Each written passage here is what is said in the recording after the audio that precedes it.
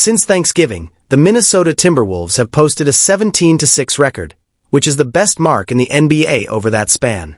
Despite how strong that run has been, it feels like what's happening in Minnesota is flying under the radar, with far fewer people paying attention than the performance truly deserves. Gets it in, turning a three for the tie. Good!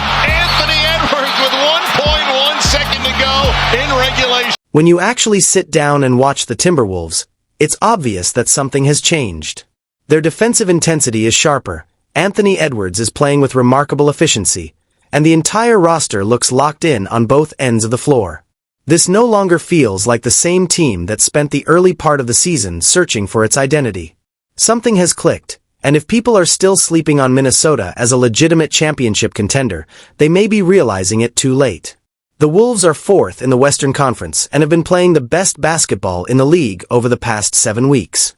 To understand why this version of Minnesota feels different, it helps to look back at how the season started. Their early record wasn't bad. They were winning games and staying competitive, but the consistency wasn't there. One night they looked dominant, and a few days later they drop a sloppy, unfocused game.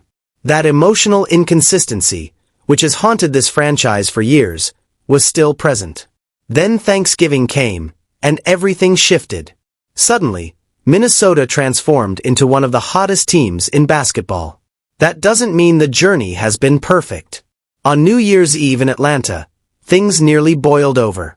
The Timberwolves were getting blown out by the Hawks, and with about 8 minutes left, head coach Chris Finch pulled the starters. Anthony Edwards reacted poorly. He tossed his towel, walked off the court, and headed straight to the locker room in front of family members watching in his home state of Georgia. After the game, Finch called the behavior unacceptable and emphasized that Edwards needed to stay engaged and support his teammates. For a brief moment, it felt like a serious issue could derail the season. Instead, the team responded in the best way possible. They handled the situation internally, moved on, and returned to playing elite basketball. Finch downplayed the drama afterward, noting that situations like this happen across the league. Since then, the Timberwolves have looked more focused and connected than ever. At the center of it all is Anthony Edwards. On January 8th, he reached 10,000 career points at just 24 years old, a milestone achieved at a younger age by only LeBron James and Kevin Durant. But the number itself isn't the real story. It's how Edwards is playing. This season, he's averaging 29 points per game while shooting 50% from the field and 40% from three-point range. That combination is incredibly rare.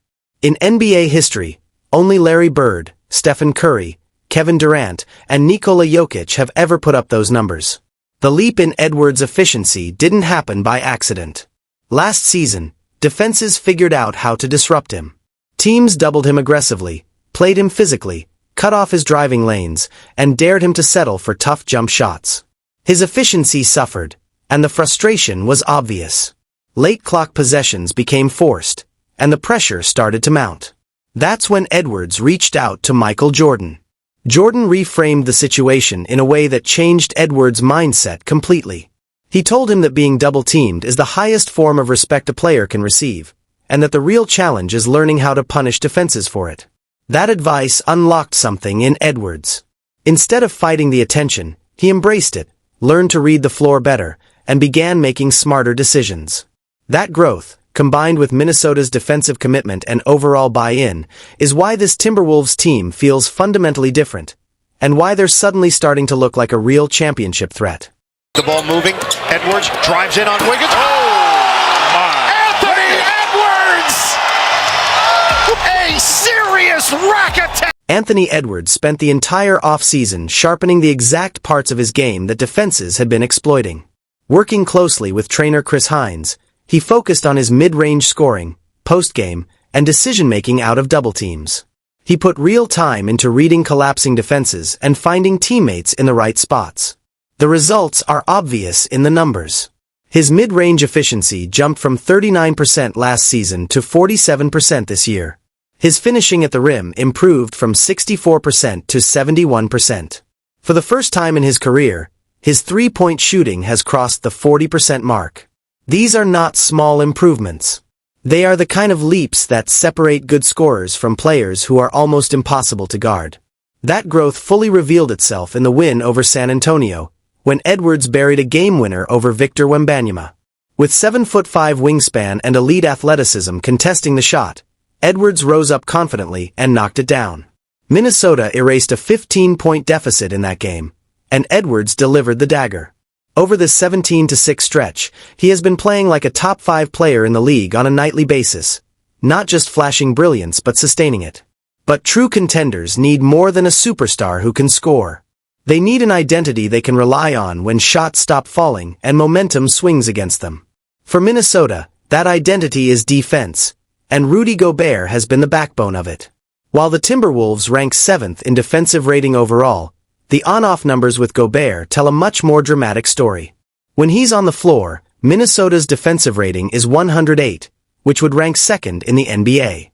When he sits, that number balloons to 124, equivalent to the worst defense in the league. That's 16. 2-point swing is the largest defensive on-off impact in the NBA this season. Gobert's influence goes far beyond blocked shots. He is holding opponents to just over 48% shooting at the rim, one of the best marks in the league among high-minute defenders. He leads the NBA in defensive shooting influence, a metric that captures how much a player reduces both shot quality and shooting efficiency. He is on pace for his 9th all-defensive selection in 10 seasons. During this hot stretch, Minnesota's defense has been the foundation of everything they do, allowing them to survive ugly games and cold shooting nights because every basket against them is hard-earned. Around Edwards and Gobert, the supporting cast has found clarity and consistency. Julius Randle has been a steady presence, averaging 22 points, 7 rebounds, and a team-leading 5.7 assists per game. His playmaking is crucial when teams trap Edwards, giving Minnesota a reliable secondary creator. Randle can punish mismatches in the post, pass effectively out of pressure, and provide physical defense when it matters. His ability to balance scoring and facilitating adds a dimension that playoff defenses must respect. Jaden McDaniels is quietly having one of the best two-way seasons of his career. He's shooting 51% from the field and nearly 42% from 3, both career highs, while remaining one of the league's best perimeter defenders. Paired with Gobert's rim protection, McDaniels gives Minnesota defensive versatility that few teams can match. Opponents struggle to find clean options against that combination of length, mobility, and discipline. Donte DiVincenzo has emerged as the emotional engine of the team. Coach Chris Finch often calls him the best next play guy on the roster, meaning he never dwells on mistakes and constantly pushes the tempo and energy forward. After a tough loss earlier in the season, DiVincenzo summed up the team's mindset by saying they can't rely solely on talent and must compete every night. That attitude has become contagious, setting a standard the rest of the roster follows. Naz Reid continues to thrive as one of the best bench players in the NBA, providing instant offense and energy whenever he checks in. Even Bones Hyland has contributed meaningful minutes off the bench. What makes this 17-6 run feel sustainable is that everyone is executing their roles at the same time. There's cohesion, depth, and collective buy-in, which is rare and incredibly difficult for opponents to deal with. The natural question is whether this is real or just another Minnesota hot streak. Skepticism is understandable given the franchise's history of inconsistency. There have still been occasional lapses, including losses to Brooklyn and Atlanta. But what separates this team from past versions is balance. Minnesota is one of only 5 teams in the NBA with a top 10 offense and a top 10 defense. That profile is a hallmark of true championship contenders. The Timberwolves rank 2nd in the league in fourth-quarter scoring, showing they know who they are when games tighten up. They've handled inferior opponents consistently, with only 3 losses to sub-500 teams all season, and they've proven they can beat elite competition with wins over teams like Oklahoma City, Boston, New York, and San Antonio. This is also a group that has reached the Western Conference Finals in back-to-back seasons, so the playoff stage is not new to them. This version of the Minnesota Timberwolves feels different.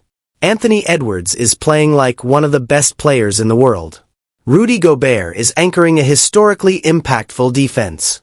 The role players are locked into their responsibilities and executing nightly. For years, the label has been good, but not quite. Right now, that description no longer fits. The only remaining question is whether they can sustain this level and whether a move at point guard before the deadline could push them over the top.